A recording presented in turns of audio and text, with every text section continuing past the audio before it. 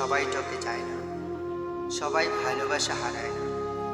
আর যে ঠকে যায়, যে ভালোবাসা হারায়, সে কখনো খারাপ না।